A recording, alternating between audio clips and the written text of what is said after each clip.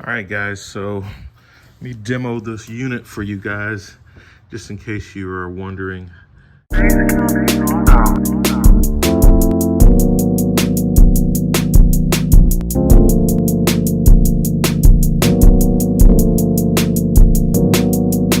If it works, how it works, and I will go over directions a little bit. The first thing I did before reading directions, I still haven't read it yet, was I filled the reservoir completely up, burped it, just let the bubbles come through until no more bubbles, and then I went and did some other stuff for about 20 minutes, came back, it was still at the very top level, so I know that it's full and it's naturally gotten all the air out of the system that it could on its own. And then I went to my chart. I found Hummer 1990 through current. It says adapter number 6. So the little chart is helpful. And because at first I was like trying all of them and none of them seemed to fit. And I pulled out the sheet and then I found out that the caps fit really tight and I had to really push down to get it to go on. I did see that Napa Carlisle has a very similar looking device that they sell, and theirs is a little cheaper, and it comes with the catch bottle with the hook, which this one doesn't. So I think it's like $350, and this one was like $450 or something like that. So looking in the book, so that is the fill. Looks like it holds up to 6 pints.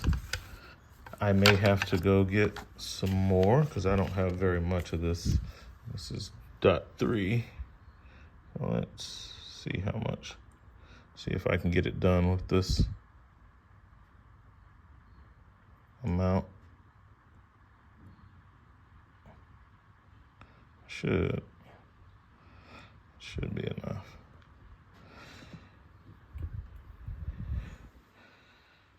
Yeah, it's hardly. It's not even close. But I mean, it's all right. $35 later, we have the and this is all the way full. It's so clean. The fluid is so clean, and the bottle is white, but you can kind of see the shadow moving. It's all the way up at the 3 liter mark almost. So now I will close off I'll bleed the line, pressurize and bleed. So I have to close the valve first, and then just pump it up, put some pressure on it. Give me a second. Let's see. Okay, so slight issue with this. I had it dropped about 10 or 15 psi bleeding this line. So here's the issue that I have. The line, as I was like bleeding it out, and you could see an air bubble right there. When I turn this to the on position to allow the fluid to go through under pressure, it wasn't going through. I didn't know if the valve was bad, so I had to loosen. When I loosened this connection, the pressure came through, and then this line flooded, and then I guess this, until it's depressed on the inside, it is closed. So basically, even though it's open, it's closed. So what I ended up doing again to run the fluid through this side, and you can see a little bubble there, is I loosened this connection. So now that most of the air is out, so I guess I would have to like stick a pry bar or a pick or something in there to depress this to actually get the rest of the air out, which I probably will go ahead and do. There's a couple of bubbles in here. So that's something, if you're having an issue getting this to fill up, to bleed out the line initially, I had to loosen those two connections. All right, so now I have it connected. I have this on the floor. I'm gonna come over and do a little bleed. I'll bring my old bottle with the tube. Just hook that up right here. And this is just really catching. So I'll set that up like so. Got to get it in a position that it stays on. And now I will open the bleeder screw.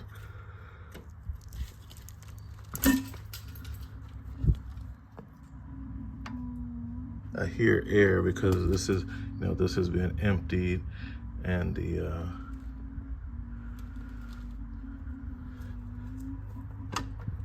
there it is.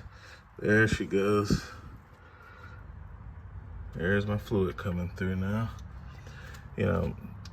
Car's not running. I'm not having to sit in there and pump it.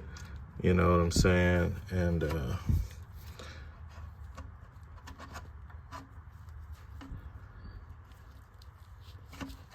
that is some of the main things for me. So before it runs out of pressure, I'll go check that. Still has pressure. All right.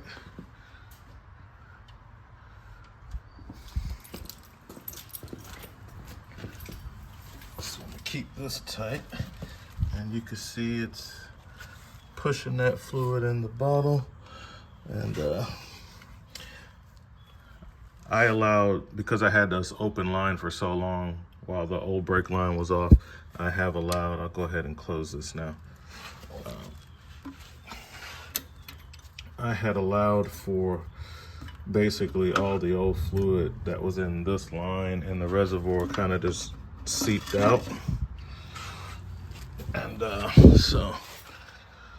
and then I dumped the caliper, so it was empty. So what did we get? I like using just a clear bottle, but you can see green, nasty, dirty fluid. And so that's it. So it worked. It dropped about 10 PSI during that process. So now I can, what I'm gonna do is let the pressure off while it's still connected.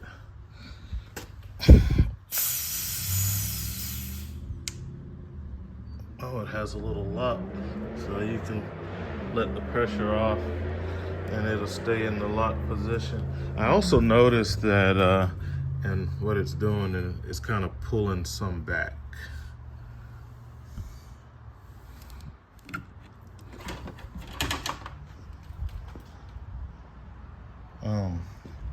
If you pump it up too much, the pressure valve automatically it starts to come out of this pressure relief valve. Close the okay, close that.